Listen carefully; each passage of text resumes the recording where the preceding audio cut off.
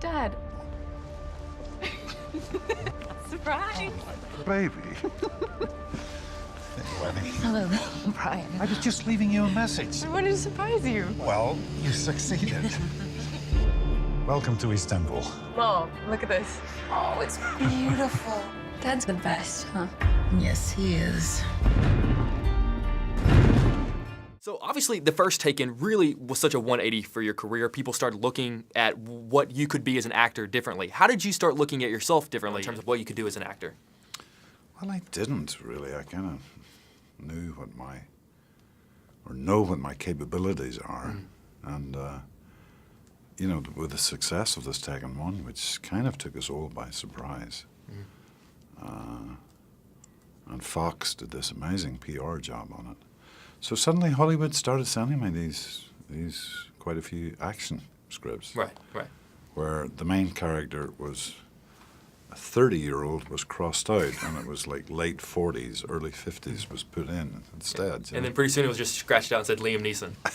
A couple of them were. You slaughtered our man. Our brothers. Our sons. We will find him. We will have our revenge. I know a lot of daughters who were very upset because after their father saw the original Taken, they pretty much said, you're never going anywhere by yourself ever again, because a lot of people started looking kind of at the world differently, started changing things. Which character have you played which has most made you look at the world differently, maybe most made you change how you go about your daily life? Well, I have to say, just in answer to what you've said, I mean, I've had a lot of people come up and say, oh, thank you for making that film, and I'm never sending my daughter or my son to Europe, and it's like, please don't do that. Right, yeah, because it's... You have to send your kids out. They have to travel the world. They have to experience different cultures, you know? I said, what you saw was an entertainment movie, you know?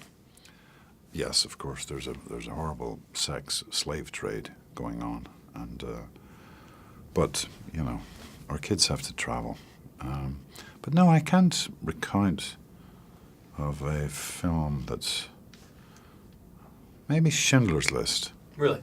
Actually, for made me very aware of the power of cinema, actually. Of course. To inform, of course, to entertain, but to really, really inform and investigate and instruct.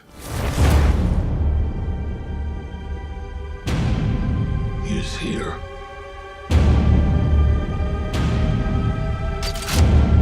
I want all three of them alive. Listen to me carefully, Kim. Your mother is going to be taken. And people are going to come for you, too. I have to tell you, I love the first Taken, but I love the original R-rated version of the original Taken. So I was wondering what your thoughts were on the difference between the movie that you originally shot and the PG-13 version that came out in theaters, and is there an R-rated version of Taken 2 somewhere out there? I think you better ask Olivier that, actually. I honestly don't know. And I don't think I saw the R-rated Taken 1. I really don't. I saw what you guys saw, you know, Right. in the theaters. No, I tell a lie. Yeah, there were a couple of little changes. Right. little I think things one of the were scenes, like taken you out. stabbed the guy in the Yes, knee. that's right. Yeah. That was changed. That's always whenever I buy the movie for people, that's always the version I say, I slide it across, this is the one you need to see. Right. Yeah, that's true. I forgot about that.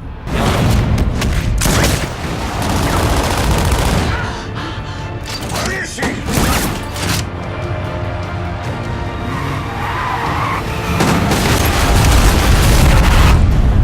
Dad.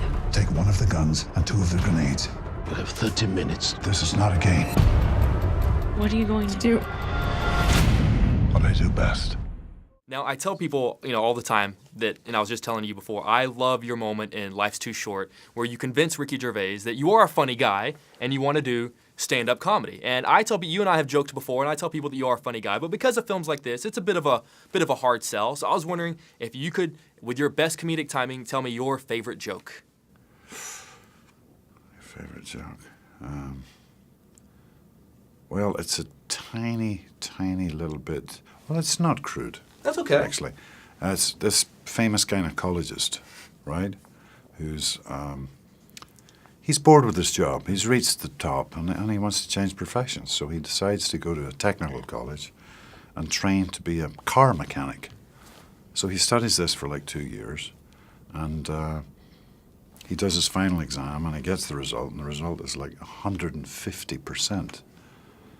I was going, wow. I mean, so he calls his examiner up and says, but 150%? He says, it's impossible. I says, I'm very flattered, but can you explain it to me? He says, well, 50% I gave you for dismantling the engine. Another 50% I gave you for impeccably putting it all back together again. And I gave you the other 50% because you did it all through the muffler.